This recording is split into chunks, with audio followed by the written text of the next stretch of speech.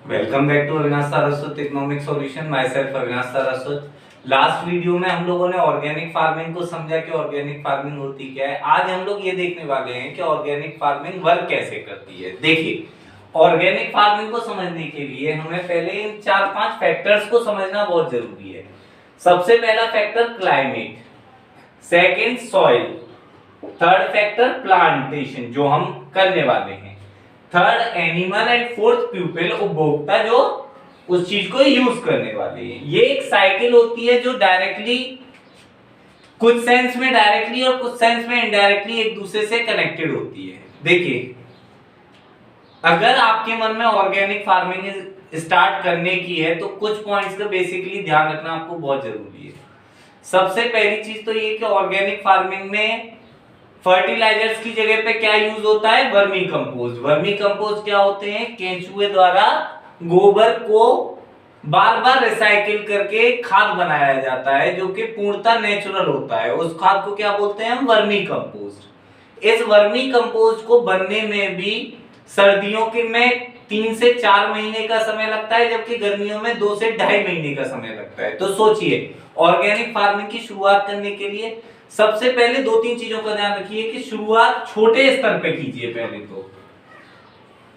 और जहां आप अपने ऑर्गेनिक फार्मिंग कर रहे हैं, प्रयास ये कीजिए कि वर्मी कंपोस्ट जो खाद जो है उसे भी आप अपने प्लांट में ही लगाएं। और ये बनाने में कोई रॉकेट साइंस नहीं है, कोई बहुत ज्यादा अनुभव की जरूरत नहीं होती, कोई बहुत ज्यादा टेक्निक की जरूरत नहीं होती। इसमें केवल 3 चीजों का खेल होता है। अगर 2.5 फुट चौड़ा अगर हमने अपने गोबर का बेस बनाया है, प्लेटफॉर्म बनाया है, तो उसमें 1000 केंचुए प्रति मीटर पे छोड़ने होते हैं हमें। और उसकी आर्द्रता का ध्यान रखना होता है कि गोबर न तो ज्यादा शुष्क हो न ज्यादा गीला हो। अगर जरूरत से ज्यादा गीला रहेगा तो मीथेन गैस की निकलने वाली जो प्रक्रिया है वो पूरी नहीं हो पाएगी, और अगर शुष्क रहा तो केंचुए हमारे मर जाएंगे उसमें, तो खाद को वो सही ढंग से नहीं बना पाएंगे। जब हमारा वर्मी कंपोस्ट तैयार हो जाता है तो सिंपल प्लांटेशन के हिसाब से ही इसमें भी प्लांटेशन किया जाता है, बशर्ते पौधों को थोड़ी थोड़ी दूरी पर लगाया जाता है।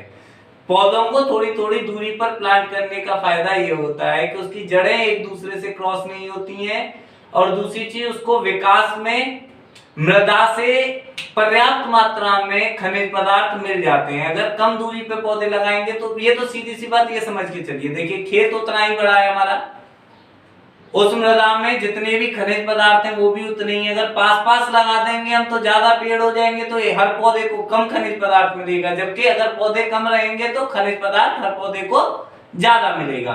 तो पौध लगाते टाइम हमें इस चीज का ध्यान रखना है कि पौधा जो है वो थोड़ी थोड़ी दूरी पर रहे। तीसरी चीज, हमें मार्केट का ध्यान सबसे पहले रखना है कि क्या जहां हम अपने ऑर्गेनिक फार्मिंग कर रहे हैं उसके आसपास कोई ऑर्गेनिक फार्मिंग का मार्केट है या नहीं है। क्योंकि देखिए, जहां एक को टमाटर 20 से 30 रुपए किलो बिकता है टमाटो मार्केट में, वहीं ऑर्गेनिक टमाटो का जो रेट होता है वो 120 to 140 के रुपीस पर केजी होता है। सोच करके देखिए कितना डिफरेंस आपको मिला। 20 से 30 रुपए किलो नॉर्मल टमाटर रहता है, जबकि यही अगर ऑर्गेनिक टमाटर है तो वो 120 से 140 रुपए प्रति किलो रहता है।